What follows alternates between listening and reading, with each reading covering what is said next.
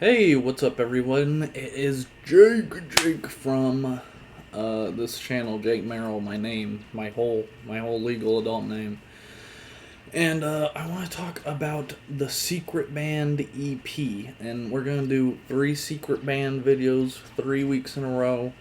Kind of a new style I'm trying. I don't really know what I'm doing anymore. I don't know. I've lost the passion for those actually honest reviews. Um, I put a lot of heart into them, and they did get like a couple of them like got really good views. Like Fall of Troy retweeted my review of their Molkilter album, which was really cool. But the actually honest thing, people were getting confused. They were thinking like I'm actually being like facetious. Well, I am being facetious. They're acting like I'm being vitriolic and like saying my opinion matters most, and it's more of a like joke because the first review I did was on an album I didn't like by Slaves. Um, so I kind of used an asshole title and then just kept using it for a bunch of other reviews. But I want to talk about Secret Band. I love Secret Band so much. I love all their releases. I love John Mess. I love Will Swan. It's like if Dance Gavin Dance didn't exist, Secret Band might be one of my favorite artists. I mean, they are one of my favorite artists. They might be my favorite freaking artist. And yeah, I know I have like a Nintendo Switch unboxing type energy or whatever for Dance Gavin Dance, like incel energy, but that's just who I am. I'm a white man. So I wanted to talk about Secret Band EP. The first EP that came out has 4 songs. It was a secret back then. It was actually secret from Johnny.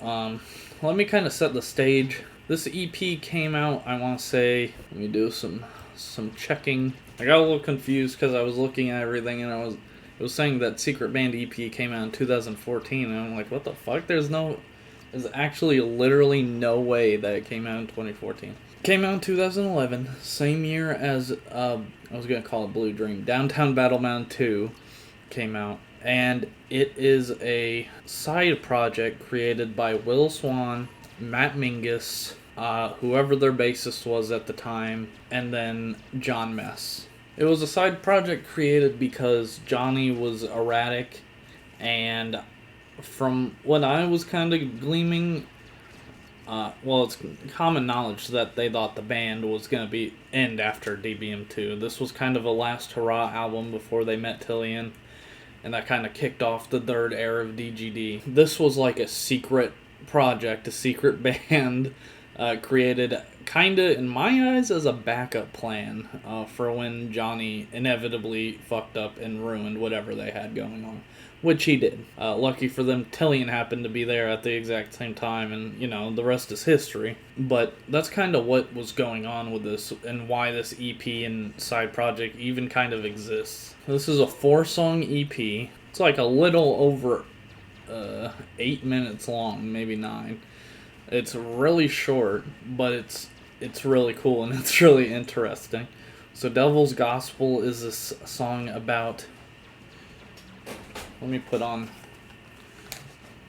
listen to it while I talk to it. So Devil's Gospel is a song about the devil. It's like straight up about the devil, which is kind of interesting because John Mess was not known for his he's definitely had themed lyrics before this, but this was kind of a new thing for him, especially fronting a whole band was totally different from the John Mess that the world knew at the time.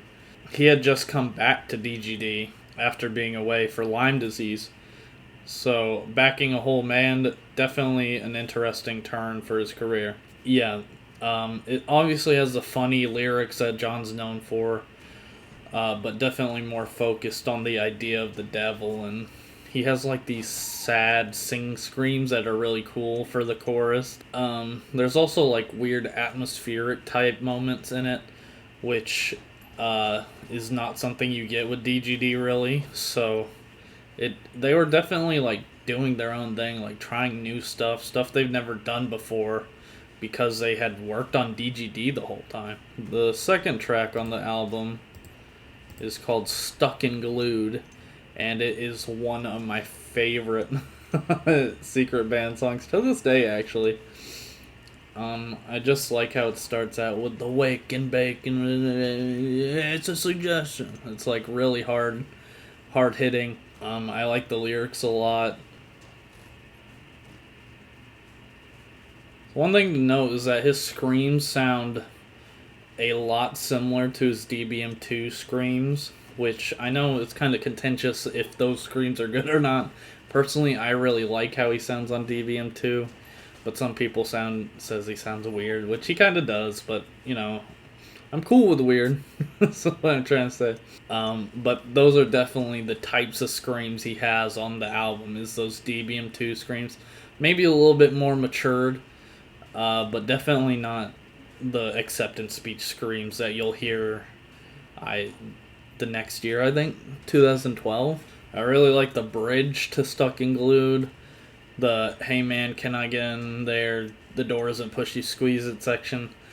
It's one of these few moments that John has had where he's like really kind of philosophical in his lyrics while also still being weird and interesting, which is like a hard balancing act, but he does it really well, and it's always really cool when he can pull it out.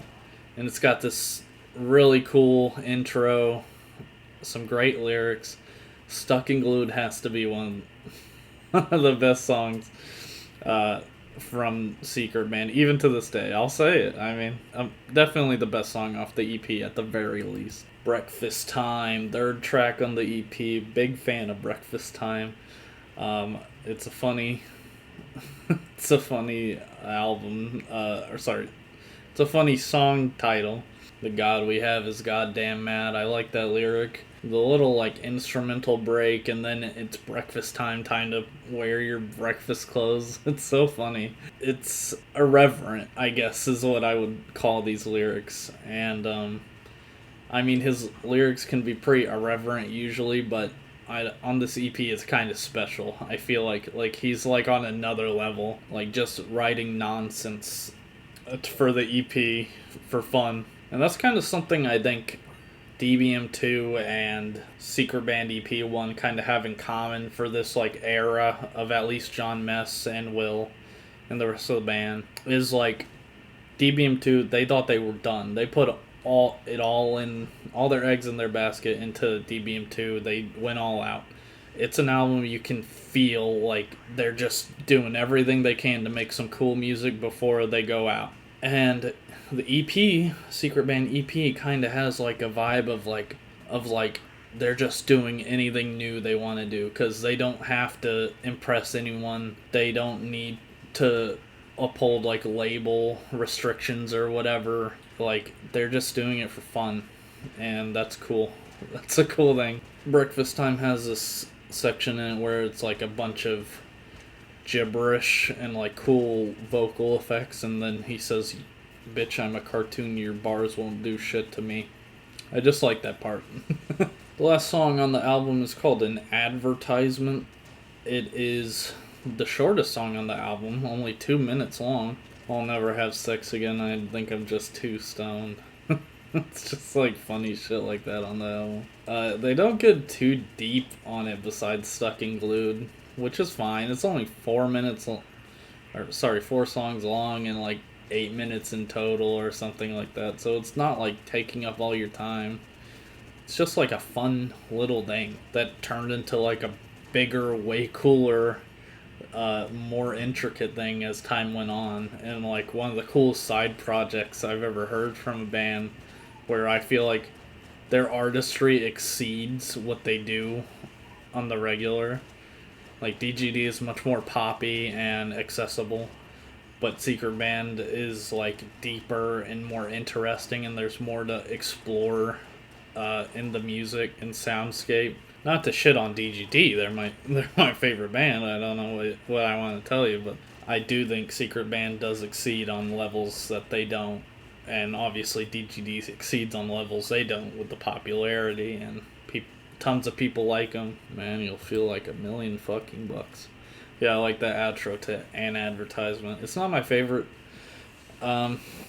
Secret Band song in the least. It probably wouldn't even make top 10, but It's a fun one to listen to. It's not long. I enjoy songs that are like quick and easy fun. Gotta fix the old receding hairline, boys. You get to be 23 and your shit just starts going back. My girlfriend just texted me, also kinda want a gun. Excuse me? My mustache is crooked. Maybe my whole face is crooked. But yeah, I don't know what else there is to say about Secret Band. EP1 at least. I've got tons to say about LP1 and LP2. But EP1 is a fun experiment that like spiraled into something really awesome and cool. And I'm really happy it did. Like, I discovered Secret Band way after even LP1 had come out. So, I got to discover Dance Gavin Dance around the time Instant Gratification, like right before it came out. And then, like, once I had exhausted everything, I'd listened to DBM, thru, Acceptance Speech, like, a ton. I found Secret Band, and it unlocked another, like, whole set of songs for me.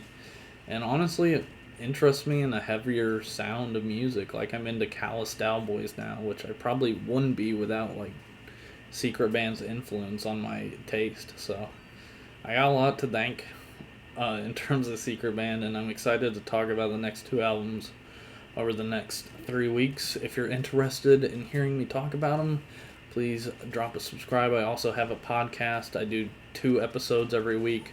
One, we just talking about hardcore, post-hardcore music on the Post-Hardcore and More podcast. And then me and Casey talk about new singles that come out on the Post-Hardcore and More Singles Saturday podcast.